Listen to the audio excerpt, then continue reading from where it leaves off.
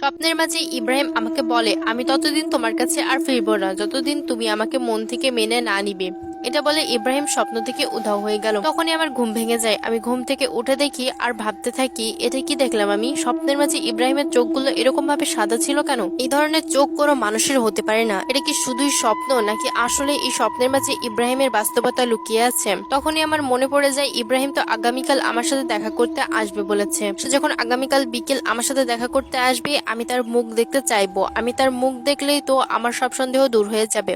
কিন্তু আমি যখন পরের দিন বিকাল বেলায় বাচ্চাদের কোরআন শিক্ষা দিয়ে বাড়িতে ফিরছিলাম, আমি কোথাও ইব্রাহিমকে পাইনি। কিন্তু সে তো কথা দিয়েছিল আমার সাথে দেখা করতে আসবে সে। আমি ভাবতে থাকি, কি হলো ইব্রাহিমের? সে কোথায়? সেদিনের স্বপ্নটা দেখার পর থেকে আমি 3 মাস ইব্রাহিমের দেখা পাইনি। একদিন আমি যখন বাচ্চাদের পড়িয়ে বাড়িতে ফিরছিলাম, আমি ইব্রাহিমকে নিয়ে ভাবছিলাম। তখনই আমার সেদিন রাতে স্বপ্নের কথা মনে পড়ে। আমার মনে পড়ে যায় ইব্রাহিম কি বলেছিল, যতদিন আমি তাকে মন থেকে মেনে না নিব সে আমার সাথে দেখা করতে আসবে না। এগুলো ভাবতে ভাবতে আমি বাড়ির পথ হারিয়ে অন্য একটি ভুল পথে হাঁটা শুরু করি। অনেকক্ষণ হাঁটার পর আমি লক্ষ্য করি আমি আমাদের গ্রামের নদীর পাড়ে চলে এসেছি। তখন আমি বুঝতে পারি আমি যে অন্য একটি ভুল পথে চলে এসেছি।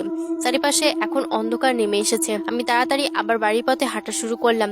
বাড়ির পথে আসার সময় আমি সেই চায়ের দোকানটা পাশ দিয়ে আসছিলাম। আমি দেখতে পাই সেই চায়ের দোকানটায় আবারও সে 5টা ছেলে বসে বসে চা খাচ্ছে। তারা আমার দিকে লক্ষ্য করে। তারা যখন দেখে আমার সাথে কেউ নেই আর আমার চারিপাশে অন্ধকার নেমে এসেছে আর আমি একা একা বাড়ির পথে ফিরছি, তখন সে 5টি ছেলে আমার পিছন পিছন আসতে শুরু করে। আমি যখন বুঝতে পারি তারা 5 জন আমার ক্ষতি করার জন্য আমার পিছনে লেগেছে, তখনই আমি একটি দৌড় লাগাই বাড়ির পথে। কিন্তু আমি একটা মেয়ে মানুষ, আমি কি আর 5 জন ছেলের সাথে দৌড়াতে পারি? তারা খুব অল্প সময়ের ভিতরে আমাকে ধরে ফেলে আর আমার ওড়নাটা দিয়ে আমার মুখটা বেঁধে ফেলে। তারা আমাকে নিয়ে এই গ্রামের শ্মশান ঘাটে চলে আসে। এই শ্মশানের আশেপাশে দিনের বেলাতেও কেউ আসে না।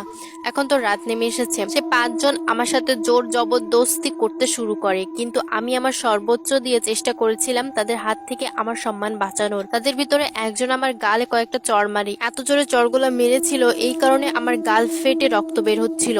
তখন আমি নিজের অজান্তে ইব্রাহিমকে স্মরণ করি। কোথায় আপনি? আপনি আমাকে বাঁচান। কেন আমি তাকে স্মরণ করেছিলাম সেটার কারণ আমি নিজেও জানি না। হয়তোবা তার প্রতি আমার ভালোবাসা থেকেই আমার মাথায় তার কথা চলে এসেছে। আমি ইব্রাহিমকে স্মরণ করার সাথে সাথে একটা দমকা বাতাস এসে এই 5 জনকে দূরে সরিয়ে দেয়। আমি তাকিয়ে দেখি আমার সামনে ইব্রাহিম দাঁড়ানো। সে খুবই রেগে আছে। ইব্রাহিম একটি নজর আমার দিকে তাকায়। আমি দেখতে পারি সেদিনের স্বপ্নে দেখা ইব্রাহিমের সাথে বাস্তবের ইব্রাহিমের পুরোপুরি মিল আছে। আমি বুঝে যাই ইব্রাহিম যে কোনো মানুষ না। আর সেদিন রাতে সে নিজে আমার স্বপ্নের মাঝে এসেছিল আমার সাথে কথা বলতে। ইব্রাহিম রাগান্বিত হয়ে সে 5 জন ছেলের দিকে এগিয়ে যায়। ইব্রাহিমকে দেখে সে 5 জন ছেলে পালাতে শুরু করে, কিন্তু ইব্রাহিম তাদের এক এক করে ধরে ফেলে। তারপর ইব্রাহিম তার শক্তির মাধ্যমে সেই 5 জন ছেলেকে সেই শ্মশানেই পুঁতে ফেলে। আমি এর সব কিছু অবাক হয়ে দেখছিলাম। ইব্রাহিম আস্তে আস্তে আমার কাছে এসে দাঁড়ায় আর আমায় বলে, দেখো, ভয় পাওয়ার কোনো দরকার নেই। আমি তোমার কোনো ক্ষতি করতে চাই না, কারণ আমি তোমাকে ভালোবাসি। চলো তোমাকে তোমার বাড়িতে পৌঁছে দেই শেফা।